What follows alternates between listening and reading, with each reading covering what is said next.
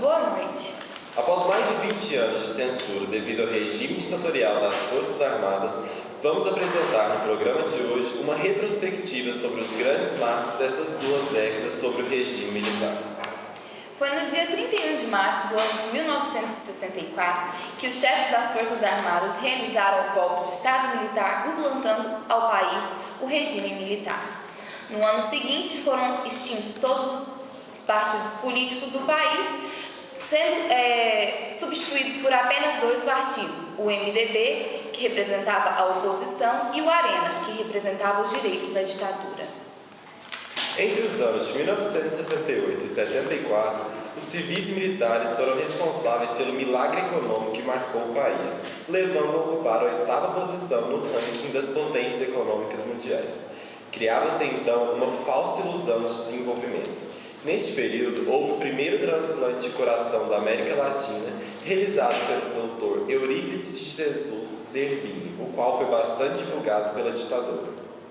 Entretanto, o regime militar não causou apenas efeitos benéficos para a saúde pública, que viu diminuir as verbas que eram destinadas a ela, cabendo assim ao Ministério da Saúde apenas a elaboração de projetos de serviços prestados por hospitais particulares aos doentes pobres. Passamos agora para o nosso correspondente Flávia Moura em uma matéria gravada em meados de 1971. Boa noite, Henrique Bia. Estamos aqui para mostrar os resultados causados pelos baixos investimentos do governo na distribuição de água tratada e coleta de esgotos. Como podemos ver, os leitos estão lotados de pacientes com dengue, malária e meningite. Contudo, as autoridades insistem em recorrer à censura e impedem que os meios de comunicação alertem o povo sobre a doença e até mesmo alguns médicos ligados ao governo se submeteram a desmentir as notícias sobre a disseminação dessas doenças.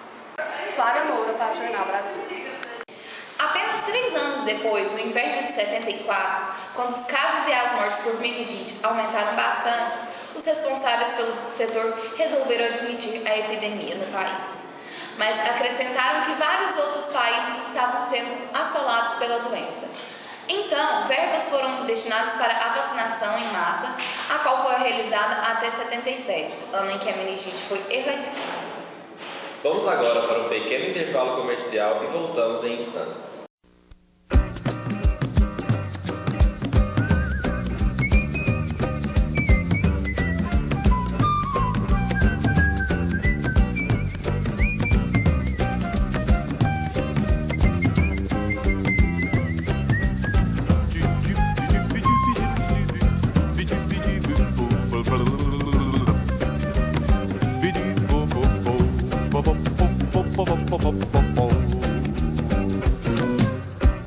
Voltamos a apresentar o Jornal Brasil, edição retrospectiva da ditadura. É com você, Henrique.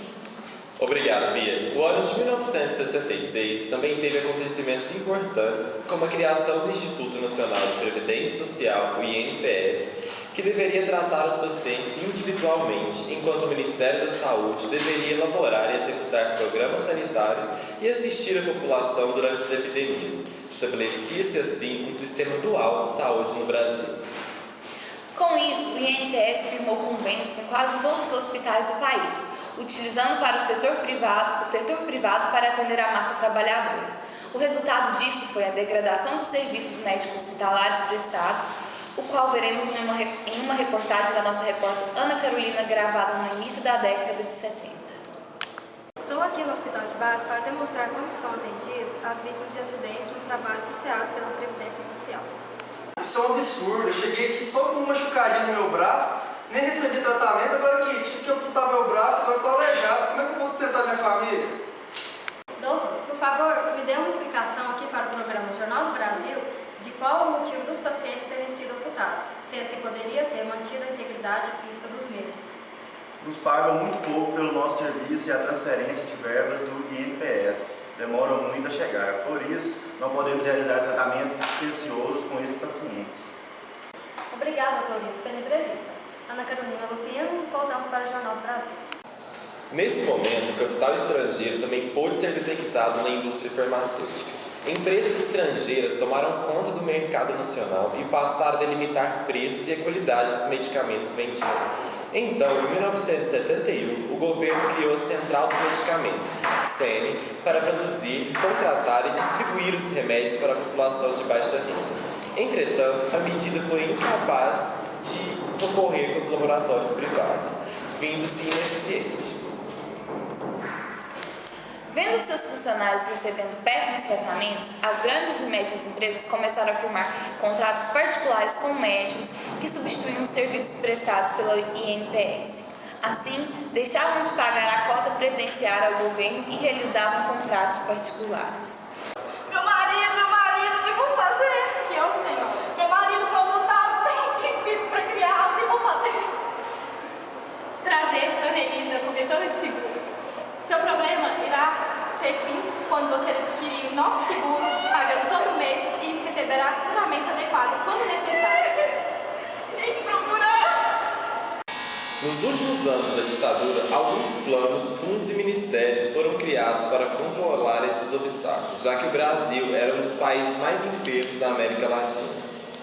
Em 1971, foi criado o Programa de Assistência ao Trabalhador Rural, o FAM Rural, que concedia a esses trabalhadores os direitos previdenciários. Em 1974, foi criado o Plano de Pronta Ação, PPA, que visava acelerar o atendimento de urgência, além do Ministério da Previdência e Assistência Social, que incorporou o INPS. Para conter a evasão dos recursos, foi criado também o DataPrev, empresa de processamento de dados da Previdência Social. Por hoje é só isso. Agradecemos pela audiência e desejamos a todos uma boa noite. Boa noite e até o nosso próximo programa.